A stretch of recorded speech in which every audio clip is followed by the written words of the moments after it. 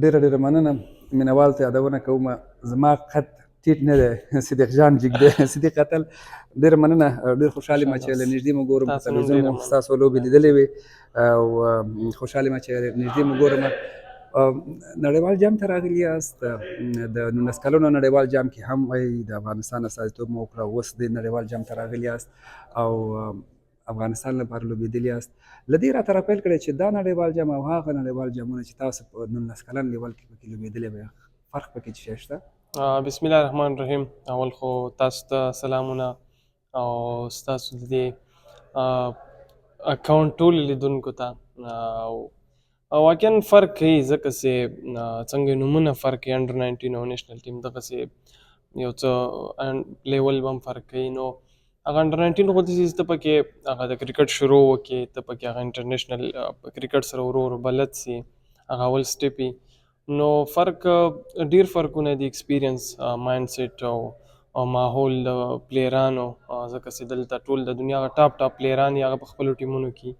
هغه د انډر 19 خو هغه پلیران نیسي کوم پلیران بورډونه غواړي 3 کاله 2 کاله 4 کاله بعد د هغو فیوچر برایټ وي، هغه ملک ته کرکټ کولی سي. نو دغه یو څه فرقونه یي. نیشنل لیول یو څه ډېر ټف ده د انډر 19 نه. کانفیډنس لیول ډېر پکې مختلف شی ده، ځکه چې په انډر 19 کې پلیر څه دونه کانفیډنس نه وي. نو نیشنل ټیم کې لومړی ضرورت چې د یو پلیر دپاره هغه کانفیډنس ده. نو او څه همدا فرقونه دي. نو ټول پوهېږي چې یو نیشنل کرکټ دا ټول د ملک ریپرزینټ کول که په هر لیول یې مشکله یې سخت دی. نو دغه سختي او دغه مشکلات دا څنګه اسانه کېدی شي؟ دا ماحول درته ورسره عادت کېږي، لوبغاړي سینه لوبغاړي درته وایي، کوچ درته وایي، کومه مرحله د هغه نه تېرېږي چې دا مشکلات اسانه شي که نه د وخت په تېرېدو سره عادي کېږي؟ اول به د مشکلات نه بولو، ځکه چې دا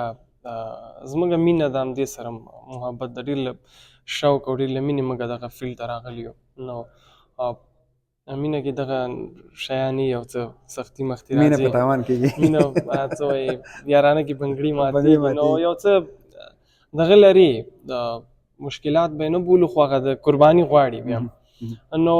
دلته سړی پاتې سي، پلیر پاتې سي، وګوري نور پلیران وګوري، نور ټیمونه وګوري، خپل سینیر پلیران وګوري، کوچز دلته های لیول کوچز هغو سره پاتې سي. نو یو 2 ټوره بعد خپل پلیر ته ایکسپیرینس کېږي چې یاره زه باید څونه محنت وکړم، یا ما کې څونه کمی ده، یا څومره زه ښه یم. نو سړی ټول ځان ویزولاایز کوي. نو هغه ته بیا هم بهتره په بل ټور یا بل ورتګ کې ډېر اسانه وي، هغه ته معلومیږي او یوز ټو کېږي د ماحول سره.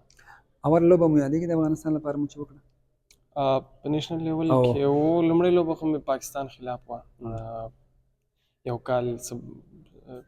باندې مخکې په شارجه کې. هلته یو کس راغی مزاحمت کوي، دلته راویې غواړو ته هر وخت مزاحم نه یې، ملایم یې راس. ته ودرېږه، ته راشه چې موږ په دې سینیر جونیر باندې غږېدلي. یوه دقیقه ته خو ودرېږه. یوه خبرې در سره زما ستا او د ده پوزیشن یو دی، تاسو موپنر یاست، دی موپنر دی. یوه جمله د ده په اړه راته ووایاست، سینر لوبغاړي جونیر ته یو وصیت، نصیحت، مشوره. Big star. That's it. ډېره مننه. ابا د صحیح بس موږ په زوره کاشکې ګوربازیان د سره خو مو خبرې کړې وې. اوله لوبه مو یادوله، خبر شوې څنګه خبر شوې، چا خبر کړې، احساسات، مسایل؟ هغه خو یو ډېر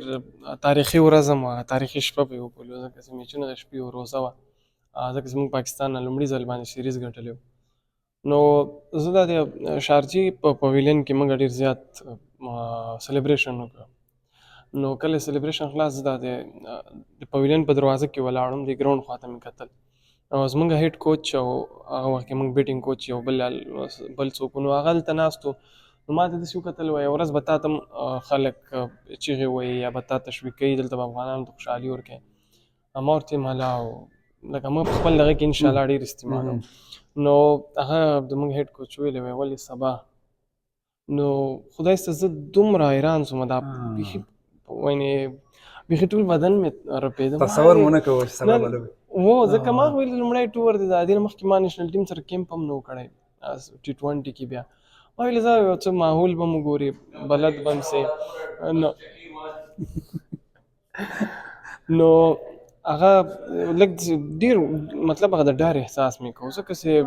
زموږ ما څه دونه کنفیډنس نه و په هغه اول ټور کې او بیا چې شپې لاړو راشد راته میسیج وکړه وایي ته به سبا ډي بي وکړې ستا لومړی لوب نو خوب یې چې ماته ولاکه راتلل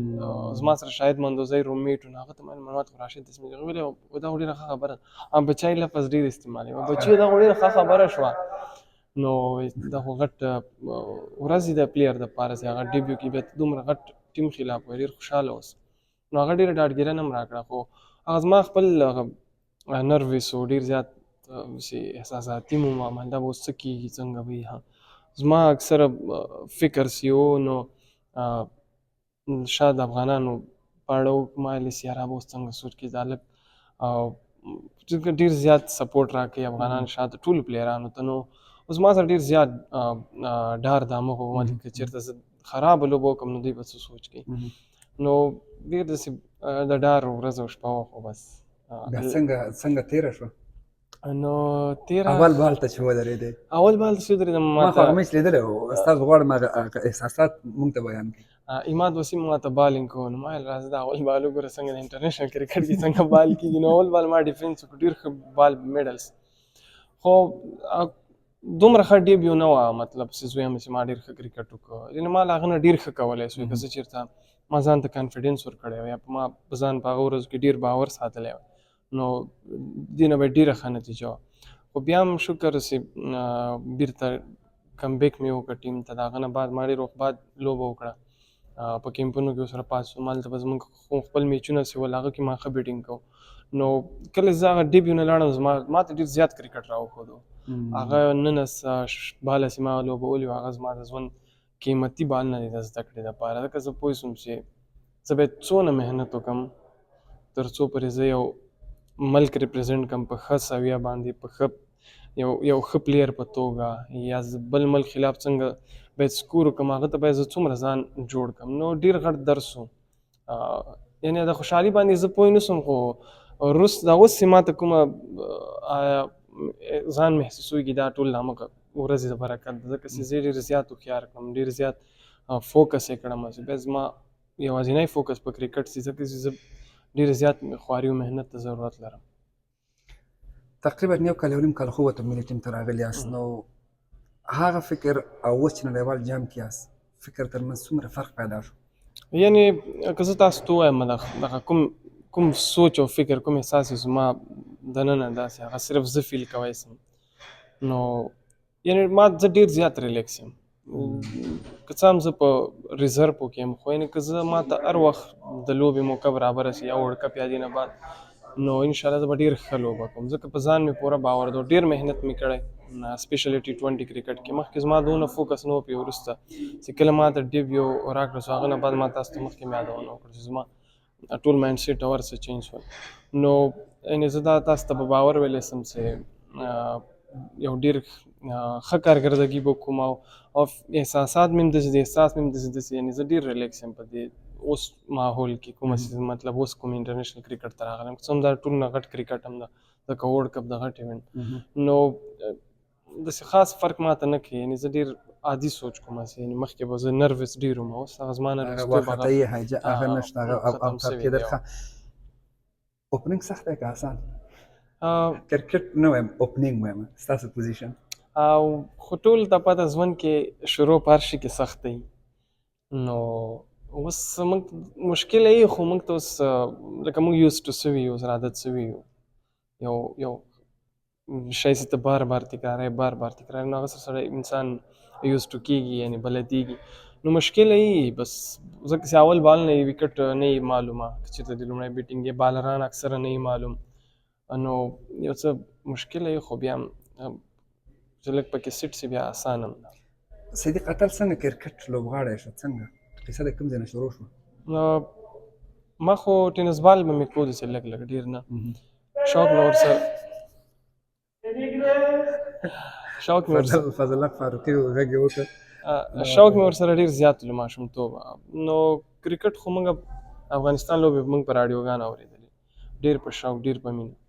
نو همغه ځینې زموږ هغه مینه او جذبه دا ورو ورو ډېرېده بیا چې کله ما لومړی ځل 2011 د 500 اوریزو کوم نړیوال جام چې هغه ما وکوت هغه هم لکه ما ته ډېر څه راکول که نه یعنې شوق او مینه مې ورسره زه باید کرکټ وکړم زما هغه د خوښېدا کوم هغه څه هغه نور هم ډېرېده نو بیا مې د انګلینډ هغه لوبغاړی په 2012 کې وکوت الیسټر کوک is one of my all time favorite دا نو هغه نه زه ډېر زیات هغه زما انسپایریشن هم دا و همیشه همغه مې تعقیبوه او اوس هم تعقیبوم همداسې ورو ورو بیا زما درسونه پکې منځته راغله چې کله زه پوهنتون ته کامیاب شوم پوهنتون ورته پرېښود نو هغه نه بعد بس ورو په ورو انډر 19 نه زما کرکټ شروع شو راشد راغی غوښتل چې دا خبرې وکړي وایي چې انټرویو ته وایي زه وږی یم لاړم او فرید ملیک وایي دروغ پکې ونه وایي افغان لوبغاړو سره چې تاسو د نږدې نه کښېنئ ورسره پاتې شئ هېڅ داسې تصور به ونه کوي چې هغه غټ نومونه چې د افغانستان نمایندګي کوي په تلویزیونونو کې دنیاوال مینوال دي خاکساري کمیني عاجزي په دې کې په هر یو کې لیدل کېږي چې زه ډېر د 5م نړیوال جام دی چې زه کور کوم یا رپورټونه یې پاړه کوم د نورو هېوادونو لوبغاړي مې هم لیدلي خو صادقانه وایم د افغان لوبغاړو دا صفت په نورو کې ډېر کم پیدا کېږي راشد ویل زه وږی یم زه مطمئن یم تاسو هم تمرین کړی تاسو موږ یاست او زه هم وږی یم زه خو نن لمر کې ستاسو ټریننګ سیشن ته ودرېدم زما سر اوس هم درد کوي ستاسو د آفرین وي نو د خوښې لوبغاړي یادونه مو وکړه چې دا مو د خوښې لوبغاړی دی په دې راته لنډو وغږېږي نور مخ نه نیسم چې افغانستان دغه نړیوال جام کې تر کومې اندازې پورې ستاسو په نظر تللی شي د افغانستان خو اورال T20 ته که موږ وګورو یو دنیا کې یو داسې ټیم داسې ټول ټیمونه ترې ډارېږي ځکه چې زموږ کمبینیشن د T20 څنګه ده هغه ون اف د بیسټ ان د ورلډ ده نو او یعنې لوبه دا رقم پکې راتلی سي نو موږ چې دلته راتللو هم زموږ ټولو دا یو ایم هم یو هدف هم یا دا زموږ ماینډ سیټ و چې موږ به دغه ورلډ کپ ګټو نو زموږ په هر میټینګ کې هم دا خبره کېږي چې انشاءالله موږ به ورلډ کپ ګټو ځکه چې موږ خپل ماینډ او باډي ته دا وایو چې موږ دغه ایونټ ګټو نو په دې کې لوبې چې دي هغه به انشاءالله موږ په ډېر ټاپ لیول باندې کوو او لکه څنګه چې موږ لومړۍ لوبه وکړه دا هېڅ معنا نه لري ستا ته اپوزیشن څوک ده داسې ته کوم رقم گیم کې هغه ډېر مهم ده کوم چې زموږ پلیرانو مطلب بیټینګ وکړه یا بولینګ وکړه هغه که د دنیا هر رقم ټیم خلاف وکړو موږ هغه به ډېر دغسې رزلټ به وي ځکه چې ښه کرکټ زموږ لاس کې ده چې موږ ښه کرکټ وکړو یعنې موږ ښه کوشش وکړو چې څنګه ټرای وکړو ښه بیسټ ټرای وکړو نو هغه څه ورته وایي های کلاس کرکټ موږ وکړو کوم چې دا ډېر ښه میسیج و نورو ټیمونو ته نو هیله مې ده چې هماغه څنګه ستا ته یادونه وکړه نو موږ خو فاینل ګټلو دپاره راغلي نو کوشش به کوو انشاءالله چې تر همغه هدف هم رسېږو ډېره مننه صدیق جانه په دې هیله چې ستاسو دغه هیله پوره شي او په دې هیله چې بیا سره وګورو ډېره مهرباني آباد اوسئ کور ودان ډېره مننه